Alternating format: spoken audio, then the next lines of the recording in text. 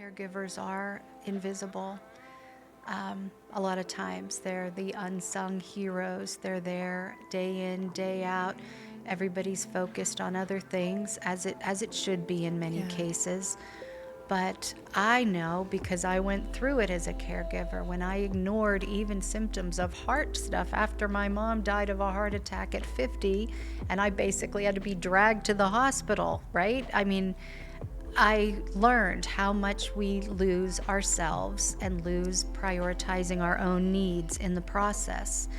And so I try to do everything I can to get people back to that and help them to understand that it just takes a few little minutes and you're going to feel better.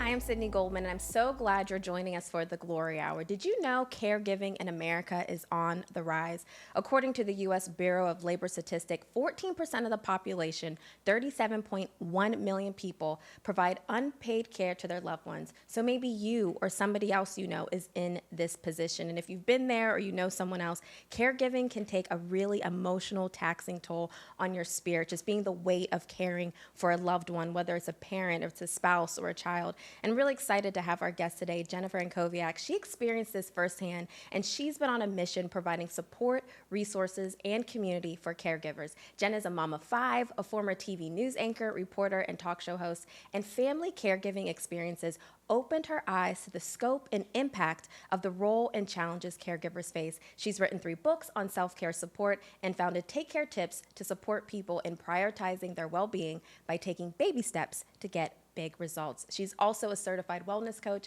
and recently launched a Take Care Tips online wellness membership with her 2 sons, which serves as a monthly guide and supportive community for caregivers. Take Care Tips is also a guest contributor to Walk at Home, and they have a new caregiver wellness series. Jen, it is such an honor for you to be here on the Glory Hour. I'm so happy to be with you and to talk about this topic too. It's so important. So thanks for giving it the space. Oh, you're so welcome. I know it's near and dear to your heart. I know for many people that are viewing and watching, a lot of them would say, like, you're a very familiar face for here in Pittsburgh, that you're former TV news anchor here. I mean, you really, though, have a journey, though, that God led you on when it comes to caregiving. Can you just open up and share a little bit of your story with us when it comes from this caregiving perspective? Sure. Thank you so much. And, it's why I left news, the caregiving role that I really was thrust into. And I learned so much along the way. You're bopping along, living your life. At that time in my life, I was full-time anchor, like in every sense of the word. So early, late, those long, crazy shifts, all of it. And a mom of 5 toddlers. Like we had 5 and 7 years. So babies and toddlers were everywhere. And that was busy, right? Yeah. All of those things are full-time jobs. And all of a sudden, my mother-in-law got sick. And it was a heart situation that ended up, during the recovery of that heart situation, it was discovered that she had cancer. And in this day and age, it's very rare that you would be given this information at a doctor's office, but we were given cards for hospices. It was rampant. And she died in 6 weeks. And that 6-week period was my crash course in being a family caregiver. And I learned what it was like to try to come to grips with the emotional, the financial, the managing family emotions and relationships. I learned that as a caregiver, you didn't really have time, the luxury of time, to allow yourself to absorb what was happening to your loved one, because you needed to leap into this role to manage everybody and everything else. I learned how being a caregiver means managing medications. I don't even take medications myself, and all of a sudden I'm the one who's working with hospice to figure out what does she need and when. And there was something very deep about having that medication in your hand and giving it to someone you love, and having that burden of wondering, am I doing the right thing? Am I doing everything right? And I would bounce back and forth between the news, my in-laws' house, and my house with all the babies all day long. And at night, after the 11 o'clock news, I'd make sure that my father-in-law was preset for the next morning, that they had everything they needed, and then I would go home, and my house would be quiet, And you would think that that's when I would just kind of fall asleep in the driveway or something. But that's when, and anybody who's a caregiver will realize this, that's when your brain gets really active. And you're supposed to be sleeping and resting and recovering. And that's when you start to think about the depth of what is happening. And what can I do? And what haven't I done today? And I realized that I was beating myself up for so many things that I didn't get to do that day. And ignoring all the things that you're realizing, I can see in your face, you're realizing you kind of did a lot during those days, Jen, but I didn't focus on that. My mind went to what didn't I do today and how can I do more? And it was just this whirlwind of activity. And she did pass in 6 weeks. And she asked, her first thing as a beautiful caregiver was, who will take care of Pap? And I said, I would love to take care of Pap. So my father-in-law ended up moving in with us, but then he was diagnosed with cancer within 6 months of her death. And he lived with us for 6 years. And so there were surgeries for that. There was recovery. There was chemotherapy. There was radiation, whole different kind of caregiving. And so I had those two experiences, the very, very short one where you didn't even have time to focus on what was happening, and then the longer term caregiving experience. And I just learned so much from both of those very different experiences. I just appreciate what you're sharing about your journey and your story, because I know many people can relate and say, like, I've been there. I watched my parents go through that with my my granny at one point, and then my grandmother. And just even from like looking on the outside in, it just seems it's a whirlwind of like what's happening and what's going on. It is. And again, like today in the world of caregiving, you gave some of those stats right off the top. Caregivers, family caregivers are being pressed into these roles because especially post-pandemic, professional caregivers are burning out. And so more is left to the family caregiver. So there are many family caregivers who have machines at home, who are managing oxygen and shots and all kinds of things that they were not trained to do. And there are many groups supporting a movement to help caregivers get the support that they need. Because on an emotional level, a caregiver is not thinking of themselves. And so that's a whole other side to this big issue. They lose themselves in their role as a caregiver. And the caregiving situation ends, and they are a shell of who they once were. And nobody, including their loved one, would want that for them. So we need to find ways, and I learned that in the transition of caring for my mother-in-law to my father-in-law. I ended up in the hospital.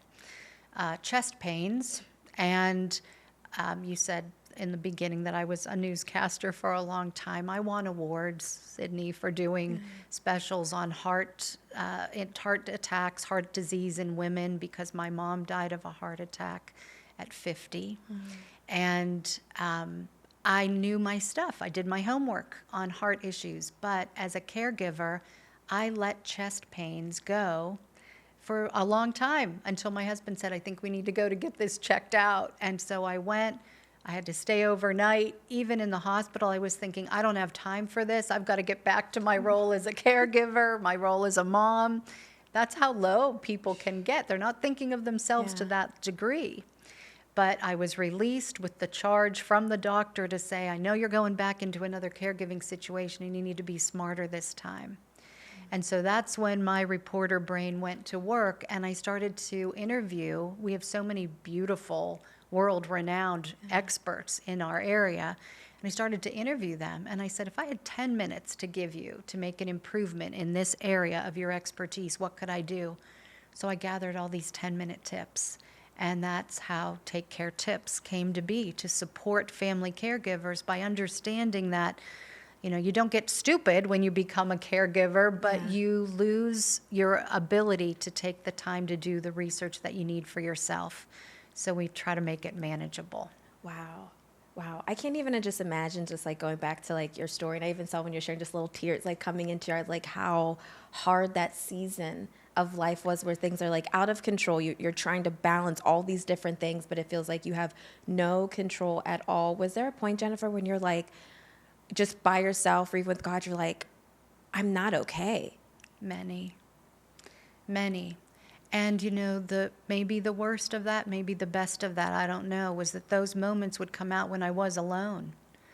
Because when I was with others, taking care of the kids, taking care of my in-laws, I was on and I needed to be there for them. So I didn't even have that time to be with myself and with God unless I was alone. And so it felt very lonely on top of all the doubts that can come up. Am I doing this the right way? Am I giving enough? Is there anything else I could be doing? And in my work after, and when I've talked to other caregivers, I realize how common those feelings are and how many people do doubt themselves. And that's, to me, insult to injury because they're giving so much, you know. But I also learned that crying to God, even when you don't have the words to pray to God, when you cry to God and when you just say, can you be with me? I remember that exact thing. And I remember hearing, I think it was God saying, I am here. Mm-hmm. You don't have to ask me to be with you. I am with you. I'm with you. And I've seen that many times too, where caregivers come to a crossroads because, my mother-in-law was an orphan. She grew up in the simplest of ways. She gave so much. If there's a God, why would my mother-in-law be sick and dying in 6 weeks? Why did she have to go through all that? Why did she have to go through that pain? Why aren't my kids able to know my mother-in-law right now?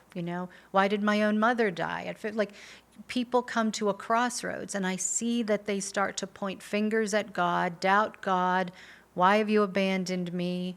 And if you are having an issue of the heart, and then you turn your back to God, that place gets so much darker, right?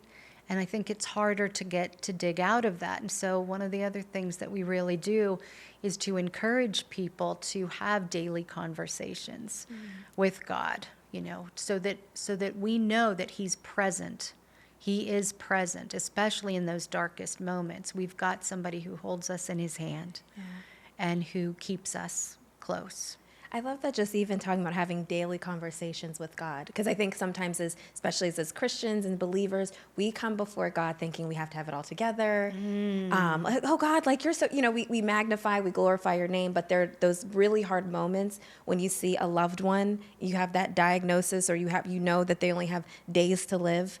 That is a face-to-face with reality of, like, we know all at one point we all will be at that point, but sometimes it's just hard to face that. And just I'm just curious to know, you said like you cried out to God and He said, I am here. Was there any other conversations that you had with God in those moments where He just gave you that nudge and that push to just continue on and telling you you're walking on the right path, taking care of your loved ones? I think it was those words and that feeling that I'm here, everything's okay, I'm with you, you're doing a good job, I'm with you. And those things really helped. And I think that came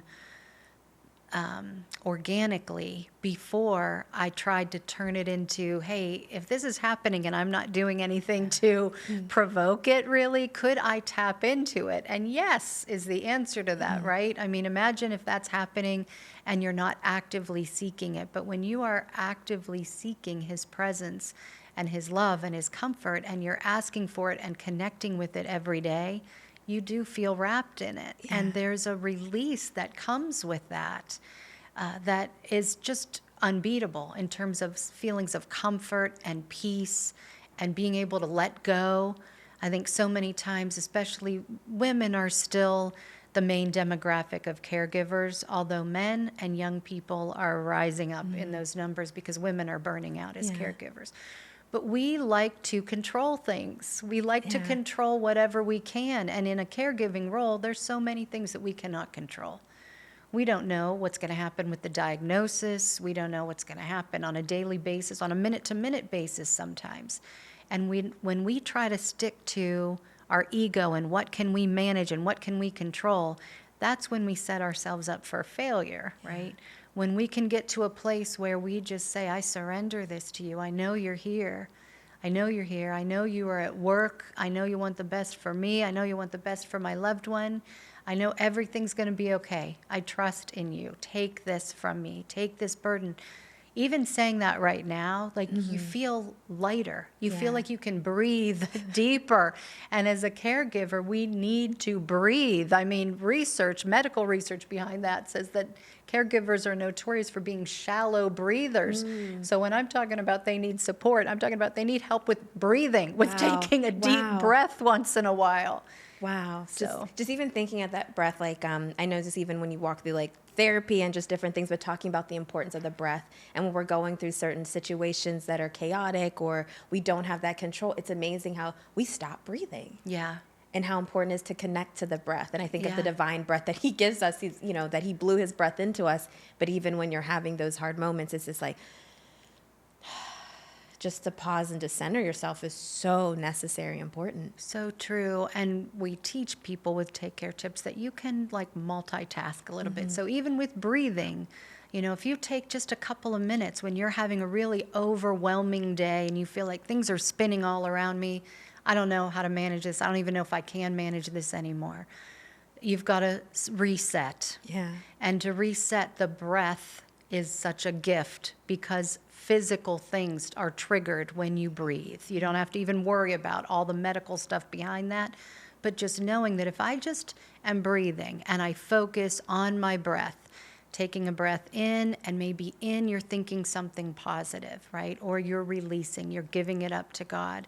And then exhaling, you're letting go of any negativity, any stress. And just that mindfulness in breathing can do so many good things. That's really incredible, just like taking that moment to pause. So even if you're watching right now and you're a caregiver, just take a pause and to breathe. We want you to breathe, connect to the breath, and to connect to God. And something else, Jennifer, that you said that I was just thinking about is that letting go of that part when you're taking care of someone and they are nearing the end of their days. I know when we met a month or so ago and on the set of, with Walk at Home and the wellness series that's coming out and is out now, that I was sharing to you my own personal experience of my mom and my dad taking care of my grandmother, 95. I'm trying not to cry, like just even thinking about it. And just seeing her at the end of her days was so triggering and traumatic. Like I've had other family members that we didn't have that caregiving really experience. It was just, they were gone. But with her, it was this prolonged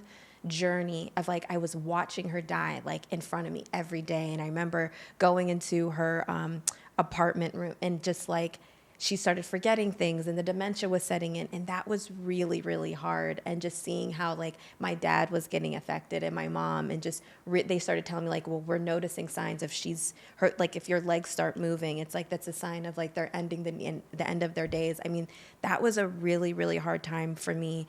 And as you were speaking, God reminded me of the moment. I remember they said she's at the days, like she's about to go. And I remember laying on my floor. I have a place where I pray. It's like my prayer. It's a closet I turned into like a prayer place. And I remember crying out to God and saying like, God, can you just extend her life a little bit longer so I can see her and I can just say my goodbye. And I said, my husband, my mom, and I remember were around her bed. And it was the most beautiful thing. Called her Gigi. And I know she's in heaven now, but I remember she stopped talking, but we went in her room. She said, Lord Jesus, was the last words that I heard her speak. And I could see her eyes, like I just knew she was in transition and having that moment. But it was like in the moment where I know she's going on to a better place, I'm still sad because I'm her only granddaughter, and that pain of just like letting go. So what would you say to the caregiver? Because my mom took care of her. I mean, remember my mom would wash her hair, braid her hair. She did all these things. My dad, would feed her different things. But when that moment happens when you have to say your goodbye and the caregiving is done, how does that affect the caregiver on so many different levels? Yeah, I'm crying with you. That's a beautiful story. And, that's a gift. Yeah. That's a gift that you were given to hear those words. We'll cry together. Yeah, I feel like, yeah. But for you to be able to hear those words and to have those moments, that is a gift. And hang on to what I'm saying there, because that's really the core of the answer to this question. And I think we have to back up a little bit with letting go. So many people, when they hear hospice, they close up, right? So they're not going to let go. No, we're going to fight. We're going to have is there another surgery? Is there another this? Is there another that? They close up, and hospice is part of that journey. Those people are angels, in my opinion. They help with the transition. The transition is beautiful. God orchestrates transitions in a beautiful way, and there's so much learning and love that can happen in that. You said that two of my sons work with me and take care tips. They were there. They were little when my father-in-law died in our home. And, for those 6 years, we taught him, and we all learned how to live with cancer, even though my mother-in-law died of cancer so recently to that point. But he had a garden at our house. He made wine. He taught them Italian. He was a man who could talk to you forever about the kids or Italy or his family. But if you asked him how he was doing or that whole situation, I'm fine, and he would clam up. But these gifts and letting go and the transition, when he knew that it was getting time for him to move on, he asked me to have the kids come into the room. And they all came in, and 5 of them, and I can picture, like this is burned into my head. He was in his bed, and the kids were at the foot of his bed, and, all down in a line because they're so close together, and it was just like that. And this man who was not able to share much about him and his journey was able to look at each one of the kids and say, I'm going to go happy because you're sending me happy.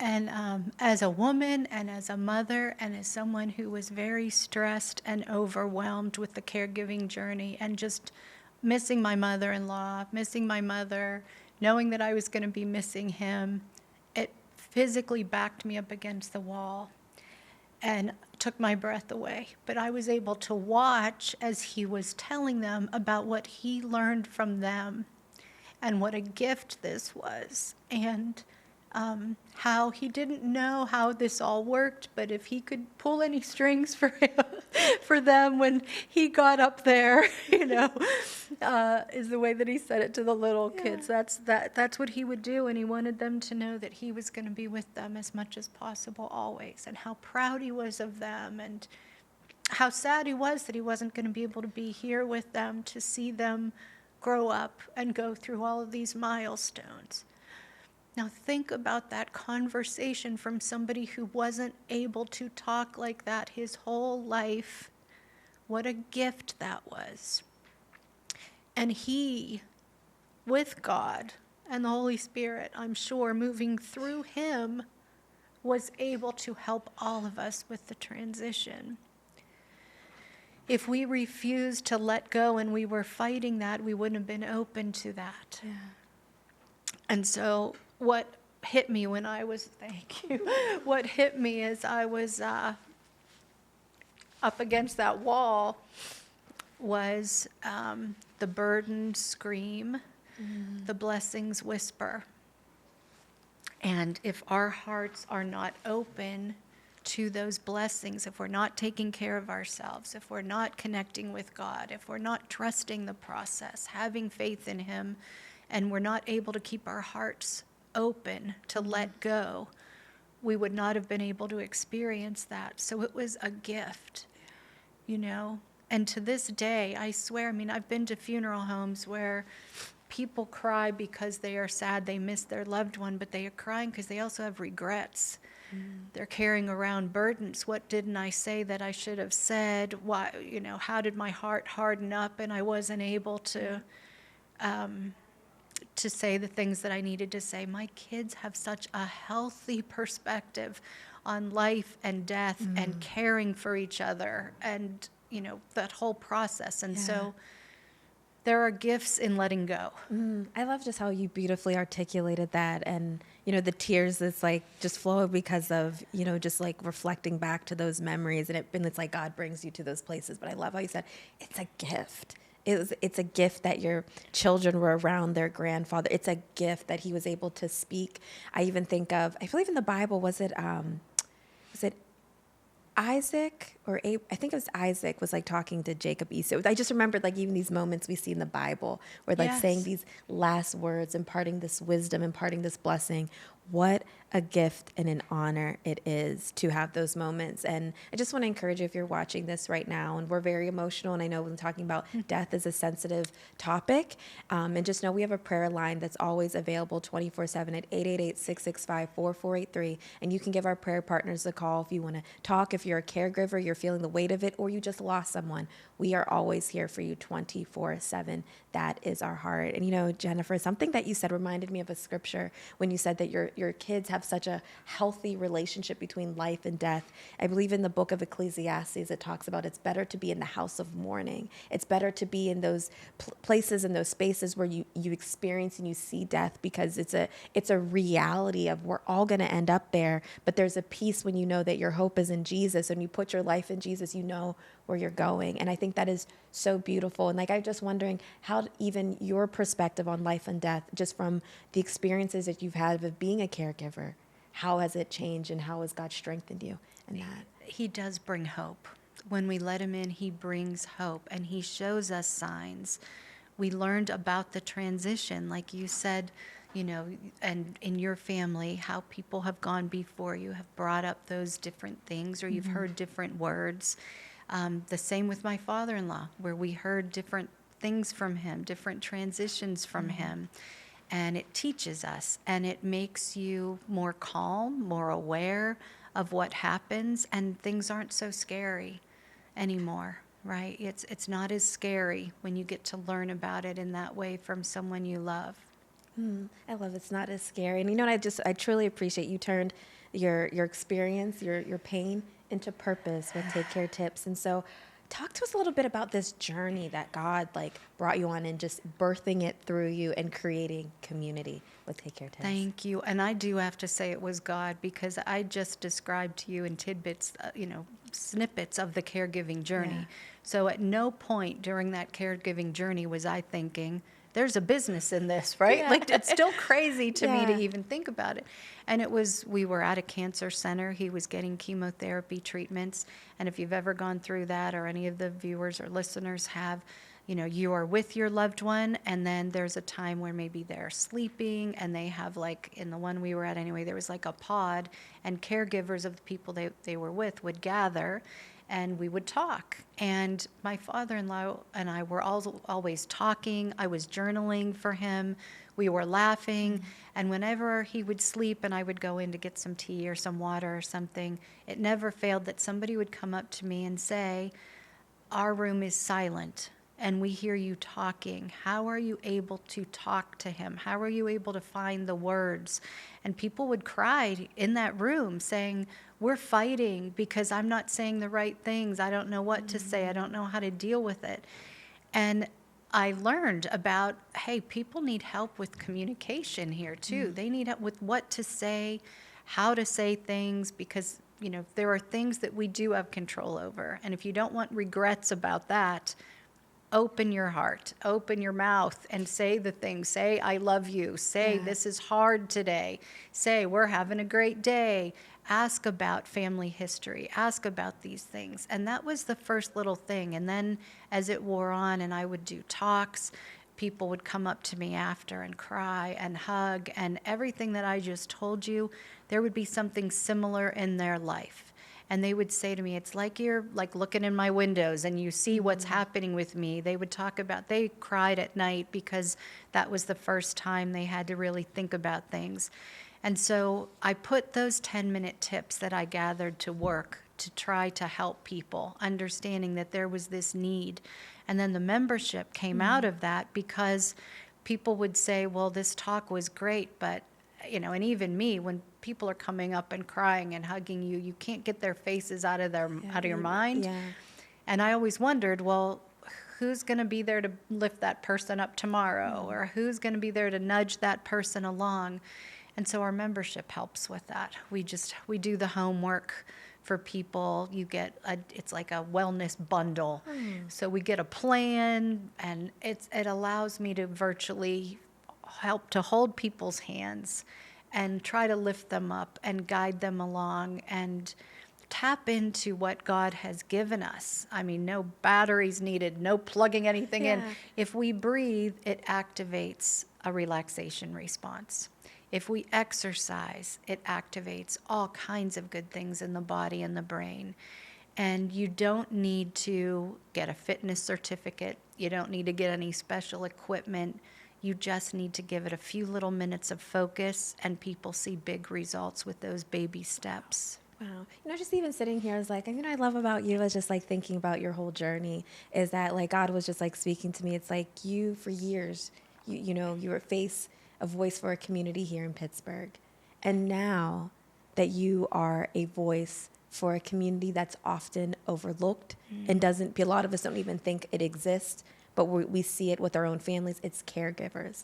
And you are providing a voice for them by providing a community. Thank you so much. That's amazing if that's true. Yeah. That's amazing because, I think caregivers are invisible. A lot of times they're the unsung heroes. They're there day in, day out. Everybody's focused on other things, as it should be in many cases. But I know, because I went through it as a caregiver, when I ignored even symptoms of heart stuff after my mom died of a heart attack at 50, and I basically had to be dragged to the hospital, right? I mean, I learned how much we lose ourselves and lose prioritizing our own needs in the process. And so I try to do everything I can to get people back to that and help them to understand that it just takes a few little minutes and you're going to feel better. And that's God. It's truly God. And he's like working through you, like you're carrying his glory and you like using that to like inspire and to help other people. And one thing I know that is on your heart is you have a 7-day faith and gratitude challenge for caregivers. Yeah, we've created that for National Family Caregiver Month and just to support caregivers in general. And faith and gratitude, again, those places that when you're in a crossroads, you've got to find your way back to that. And so it's 7 days worth of little action plans. It's like a little prompt and a little activity, 10 minutes or less, and it gets you into action. And gratitude is a game changer. When you are at your lowest point, know that there is a blessing around you, period. And even if you have to make it up, research shows that if you're so down that you think nothing is going right, find something little that is right and focus on that, and it lifts you up. There's a quote I love: gratitude and negativity cannot coexist. And it's so true. If you are truly in a state of gratitude, you cannot be unhappy. And there are so many good things around you. And so it's a quick mindset shift. And this 7-day little challenge will help people to get into that mindset and lift them up. Well, I love that so much, the mindset shift, and also with gratitude and negativity cannot coexist. I love that. And so I know we're going to go through each one of them. So you have day 1, setting intentions and asking for strength. Yeah, so are you being intentional about your day? Because so many times as caregivers feel that things are swirling out of control. Have you given it any direction? That's on you too, right? That's on you to be able to say, what do I want out of this day? And who is beside me? Who is here with me? Come on in, God, point my feet in the right direction. We've got a test today. We have a whatever it is today. Be with me. So set the intention for your day, and that sets you off on a strong course from the very start. I love that, setting your intention on the day. And then number 2 is gratitude for the small wins. For the small wins. So it doesn't have to be these big, grand gestures. Did you get a smile out of your loved one today? Were you able to smile today? Were you able to find out something interesting about your loved one? What happened that you can feel like that was a moment that I got to have? And I love it. And so not always waiting, like you said earlier about, we as Christians, a lot of times we have to find what all the planets have to align for us to pray. Like everything has to be perfect. No, go to the cross as you are And this is the same kind of thing, these don't have to be grand gestures. What are those little moments that are meaningful? And build them up, celebrate them, because they're all around you. The more you do that, the more you're able to see them. They're not hidden as much because you're exposing them, right? Yeah, I love that, like those small wins, because I think you can get lost in everything, and then it's almost like the enemy's like has you focusing on the negative. Absolutely. But it's like God's like there's a light in the midst of the darkness. Yes. If you focus on that, it'll be a game changer. Just daily practice. You can spiral downward, or you can spiral upward, and you set the intention and you choose the direction. Oh, I love that. And then the next one is breath prayer for inner calm. We talked about that. Just breathing and mindfulness about what's going on here. Take a breath in, and what positive thing can you think about as you're breathing in? And then what can you release as you're exhaling? And that is something that health psychologists use even for people dealing with anger management issues, road rage, if you're sitting on the parkway, or if you're, these are like quick fixes, faster than any pill, honestly. When you get into that breathing mode, it triggers good stuff in your brain and it calms you down. So, yeah. Remembering to breathe. It's like we have to remember to breathe. The next is finding gratitude for loved ones and loved ones. Yeah, so there's a struggle. There are tensions so many times in caregiving, and we've seen and research shows that caregiving can pull families apart. And how sad is that when people want to control or people start to doubt, what are you doing? What's this one doing? Why isn't this one doing anything? Why am I doing all the work? You could focus on that, right? You could focus on tensions even with the person you're taking care of. Put yourself in their shoes. Everybody's struggling. Everybody's at a different place on the journey. Everybody's coming to grips with it or not at different times. And so we've got to be gentle with ourselves and others and honor the space that everybody needs to be able to process this big thing that's happening. And that compassion for yourself and for others goes a long way in keeping the family together. Yeah, Jen, something that you said just landed with me is just honoring the space that everybody's in, because everyone is at different points of the stages of grief or what they're walking through. Like somebody might seem like, oh, they're happy and okay, and others may not. Like I saw my dad was like a depression like state, but then I had to remember this is his mother. Yeah. And so I think that's really important, is just finding that gratitude, finding that space for others, because we're all in different points, and so we don't get divided over the situation that's happening and taking place. Yeah, there was some research that came out recently about caregivers and their loved ones, like if it's a spouse situation, even getting divorced during a caregiving situation because meanness on both sides and things like that. And again, put yourself in the other person's shoes and realize we don't know, we're human. Yeah. How do we handle all of this sometimes, right? Yeah, we've never been here before. That's it. It's never been here before. It's a new journey that we're both on. Yeah. And then the next one is gratitude for support and community. Yeah, and so loneliness is a real thing in caregiving, especially post-pandemic. The loneliness epidemic is real. We were physically isolated.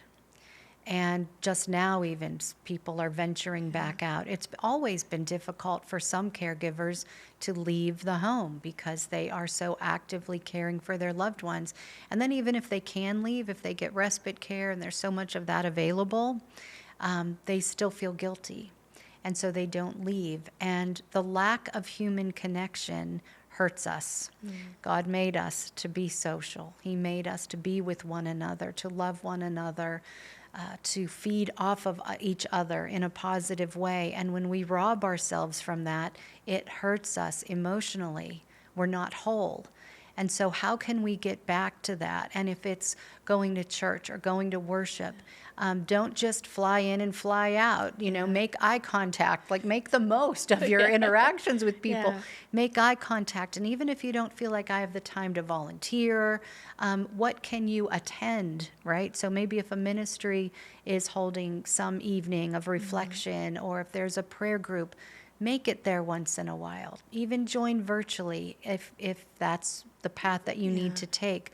But stay connected, and when you do it, again, to reinforce it, that's why I put the gratitude piece of that. When that would be a little win. Hey, I went to church today and I smiled and had a conversation with someone after. Yeah. That was great. Thank you, God, for that Yeah. time to be able to do that. Thank you for how that made me feel, right? Taking just a moment to acknowledge that reinforces it. And we're created, we're wired so that if something feels good, we're going to do it again. Yeah. We want to do it again. So let's feed ourselves with healthy things and reinforce that. I love that. It's like creating new neural pathways in our mind It instead is. of being negative, but being positive, and just the power of community. And I know even for myself, when I'm going through, say, like a hard season, walking through something, leaning on my community, and it's like just being reminded. I remember there was like a couple calls that we would get with my grandmother that my dad was like, this is it, she's about to die. And I was like, oh my gosh. And I remember one time I lost it. It was during like, at my church, we have like prayers on Saturdays. We just gather together and pray. And I just like, I was just like, this is a lot right now. Yeah. And how I'm not like closing in, shutting off. And I was like, I have to go. It was in the moment. I remember Elder Kathy, she like pulled me over and she's like, let's pray right now. And just in that moment, and she's like, we're going to believe that, for a little while longer, God's not going to take her to go. But in that moment, that community, that was huge for me. And it was months before she passed and went on. But that was, for me, that's what landed, that I had that support and community. Yeah. And when you shut yourself off from that, you close yourself off to prayers and to support. And people, especially caregivers, feel guilty. We're fine. We don't need anybody's help. We don't want to burden anyone else. We don't want to take anybody down with us. We're trying to care for others. Caring for yourself means allowing people to step in and support you too. And that's a mental thing that caregivers struggle with. But I remember, like, even now, and probably now, when people watch this, they'll say, I saw her on the news every day. What is she talking about? She was doing all that on the off time, right? And I've had people who have approached me when they heard some of those stories from me, and they've said, I wish that you would have said something because I would have prayed for you. And they get a little upset, actually, that I didn't ask for more help, or that I didn't, ask for prayers. And so I think we need to realize that. There are so many good people out there who do want to help. They can't help if they don't know. And being vulnerable. Yeah. Being vulnerable, not having shame that I'm going through this and, and trying to hold it together, but let me just say, like, I need you. Yes. I need you. That's really good. And this next one, I love this. Embracing God's plan. Yeah, it is his plan, right? I love that. That line about, if you want to make them laugh, tell them your plans, right? Yeah. So he's had a lot of laughs about me because I've had meetings. I've had meetings with God where I've said, here's how it's going to go down, God, right? This is what's going to happen. It is his plan, and release it, and know that we, in our small minds, only have so much capacity to dream and create a plan and try to lay everything out perfectly. He knows all, and he is putting us into every situation for a reason. Yeah. And we need to trust in that, and good things come when we do. I mean, look at your journey, look at my journey. We both have expressed in different ways, even during this conversation, that we didn't set out to do one thing or another, but look, when you are open, where he leads us. Yeah. Look at the connections that he puts before us. It's a whole big world. Why are you and I here right now at this moment talking about this issue? Who's listening to this right now at this moment for this reason? All of those things, like, they make you chill, right? Because his grand plan is beautiful, and we do need to release any notions that we have and trust in that. When you're saying God's grand plans are beautiful, and I guess I'll share this too, is, so it's interesting. So I lost both of, my grandmother, who's 95, and my grandfather 22 days apart. And so it's I don't have any more living grandparents. And I remember, God spoke to me. He's like, you're about to enter a season of death. And this is before I knew that she was going to transition. My grandfather was a complete surprise. He had a heart attack at a restaurant, and I had seen him. Wow. And I see God's plan of, I got to see, the last time I saw him, we were in a restaurant celebrating. My aunt was moving to Idaho because she got a job working, I think, at Boise State University. But even in that, in God's divine plan that when I knew I was like in the season of death, and their funerals were literally 2 days apart. So buried my grandmother in Toledo, Ohio. Then I was burying my grandfather in Las Vegas, Nevada. He served in the military. And so I couldn't believe, I was like, why is this all happening now? But I learned so much, Jennifer, in those like just being around family and the opportunity to talk, and we cried. It was his plan, like, and I'm like, you know what, I don't think I went in any other way. Like, what a beautiful way as the granddaughter. Like, I spoke at both of their services and reflected, like, I'm my grandmother's only one, and then my grandfather, I'm one of like 15 grandchildren. But what an honor that I had. Like, I got to speak on behalf of the grandchildren for my grandfather's funeral. So I just look at God's divine plan, that even though I didn't purpose it to be this way, I was like, my birthday's in March, and then everybody's going like birthday month. But I just saw the hand of God move so powerfully, where I'm like, what a gift. Like you say, it was truly a gift. Yeah. And you know, when you don't understand the plan, I think this is big too. This is a moment to have a conversation with him. When my mom died, 50 years old, heart attack, sudden, shocking, 3 months before my wedding. Okay, I was mad at God. I was mad at God, and my conversation with God was yelling at God when it was time for me to go back to work. I was, again, oldest of 4 girls in my family, planning, with my dad, like the funeral and all of this. There's that rush and then the shock of it. And then it was the night before I had to go back to work.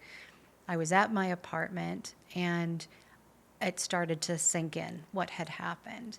And I went on a rant with God, and I was like, I'm not ready to be the oldest woman in my family, and I'm just going to get married, and I want my mother at my wedding, and I hope to have kids, and I want my mother to know my kids, and I need my mother.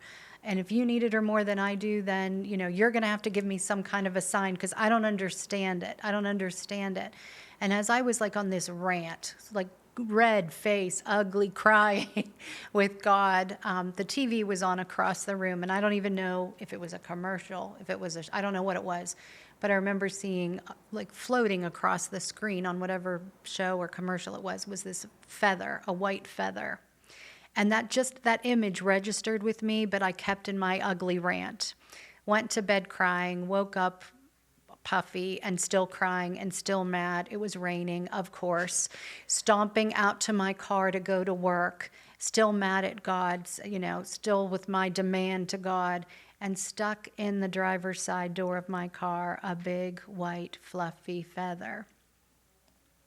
And people who believe in that kind of stuff, that will hit them. Others will say that's fluky, white feathers are everywhere. Not stuck in your door in a rainstorm and sitting there in the rain. And so I knew what it was. In my mind, this was God's sign that, can you just calm down, Jenny? She's with you. And I'm telling you, she's okay, and she's with you. And that's why a feather is the logo of Take Care Tips. And when I talk about that, other people say, for me it's a penny, for me it's a rainbow, for me it's a hummingbird, for me it's a butterfly. And that's another thing about the faith journey of caregiving. When we are open and when we have these conversations with God where we say, okay, I'm giving it up to you. I know it's your plan, but guess what? I don't understand your way of thinking, God. I don't understand your plan. Can you help me with your plan? Can you help me to know that everything's going to be okay? Give me some kind of a sign. He will. I've experienced it. That is powerful. And with the feather, because I was like, I believe in signs, wonders, and miracles. I'm just like, God will give signs when you're angry, and you're like, I know. Yeah. I even want to go before I share this, going back to your story, where I just think about putting ourselves in your shoes. That's tip 4 of finding gratitude and love with others. But just even hearing your story, I'm just imagining. I don't know, how old were you when you lost your mom? Well, in my 20s. Yeah, in my 20s, because I had graduated college and I was working in news in Erie, and I was getting ready to get married. It's I just paused it because I've worked in news, and I just think of I was behind the scenes, but as an anchor, right? You were an anchor. Yeah. You are going on there. You have to have your face and be like, yeah. I have to be I just lost my mom. My wedding's in 3 months. Right. That's a lot. I said, I can't do this. That's Yeah. a lot. That's because you have to be the face and put on, and you're Right. like, I'm crumbling and I'm dying inside Yep. because I lost my mom, and I Yep. thought my life was going to look this way. And that's what you're saying, like, you want your mom to hold your children and Yep. that whole thing, and she's not going to be there. That's just when you said, I was like, oh my goodness, that is just a lot to carry. But the feather that he was just saying, I got her, I got you. I got you. I got That's you. amazing. And to this day, my kids know that story. And they will find white feathers and come, when they were little, they would come running to me, look, she's here. Or it never failed that we would be like I remember vividly, my one niece was being baptized. And all of those moments that you want your mom, you wish your Yeah. mom was there walking into the church, falling right in front of my face, to my feet, a white feather. They're always around. My birthday on the beach, standing there, here's this white feather. So That's beautiful. That is truly Yeah. beautiful. I would have shared this when I got back from when you said the feather. God was like, "Remember the feather." So I have a feather story I remember I was actually here, and like here at Cornerstone Television Network, where like their studios, there's like a walkway and there's a place like a grass, and we can sit, and it's like the founder. It's like called Norma's Garden, and we like a lot of us we sit there and. My grandmother, I think because I had just come back from well, I guess both of my grandparents' funeral. And so there was this huge feather on the ground. Now there's birds flying. I'm telling y'all, this feather was a big feather. Like a pterodactyl. And like I remember telling like some people, they're like, oh my gosh. I mean, you see little like feathers here and there. It was a big, huge feather. And I just knew, I was like, this is God. Like I just felt, and I've been, I was praying like Psalm 91, like, he protects you with his feather, those who dwell in the secret place. I was like, this is for me. Kid you not, my mom, like days later had a dream about my grandmother, and there was this big feather. And I was like, oh my gosh.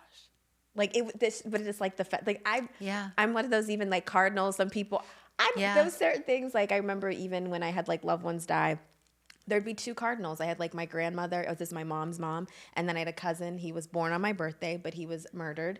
And so literally I would see for a while, like after two cardinals. Wow. That would show up. I'm saying little red cardinals. Yeah, I don't know how many you've seen a cardinal around, but I would just see that. Like even when she first died, I remember I would see this red cardinal. But those little things, it gives us peace. It gives us solace. Like I believe in those things too. Yeah. Well, and they're sent at times when you're not expecting them, right? And so it jars you kind of out of the distractions. Yeah. And resets you. Yeah. And That's beautiful. And I think this goes perfectly into your last point. Gratitude, reflection, and looking ahead. Yeah, looking ahead. And so knowing that things change, everything changes, and he is with us and guiding this every step of the way. And so this moment of darkness is a moment. And he has grand plans for each of us. And we need to take his hand and walk on that path. And we walk with him on that journey. So I could just say love right there. This has been such a beautiful, enriching conversation. And just even thinking about the journey, and I'm not even getting emotional, but it's just like, I just even feel like how God divinely ordained our steps. That, Jennifer and I knew, being from Pittsburgh, and I knew who she is, and like growing up watching you. And just really appreciate like all that you brought. And you always had such a sweet spirit, and your heart, I'm not surprised that you're a believer, because the joy that radiated out of your face, and you just had such a kind countenance that came on camera. And so we met on the set of Walk at Home, doing for Take Care Tips, and doing a walk series that you can check out at Walk at Home. And I just remember, God told me, and I remember seeing you and your sons, over there. And I mean, I'm in the video, smiling, working out, sweating, y'all. But God told me to go over and just connect with you. I felt, I was like, I'm just going to go over and connect. And we talked, and we were crying and shedding tears. And I just think, I'm wow, even little Sydney right now, that is I can't, just how God orchestrated the steps of us sitting across, having this conversation for such a time as this, to inspire you at home. Yeah. If you're a caregiver, or you're about to go in that position, position or know someone, just to give hope. Just to give hope. Well, you were a light in that room. You know, you are little, but you pack a punch, and that's, you know, you are a light. You are a light, and people are drawn to you. And what a blessing that you use that light and that voice and that strength to inspire and to help others. And yeah, this caregiver wellness series we produced with Walk at Home, and it's to help caregivers, and it's 5 1-mile in-home walks, which sound weird if you don't know, like, how am I going to walk for a mile in my house? You're going to do it, and it's fun, and you can follow along with you and others. And so many in the cast are caregivers, and they all had caregiver stories, right?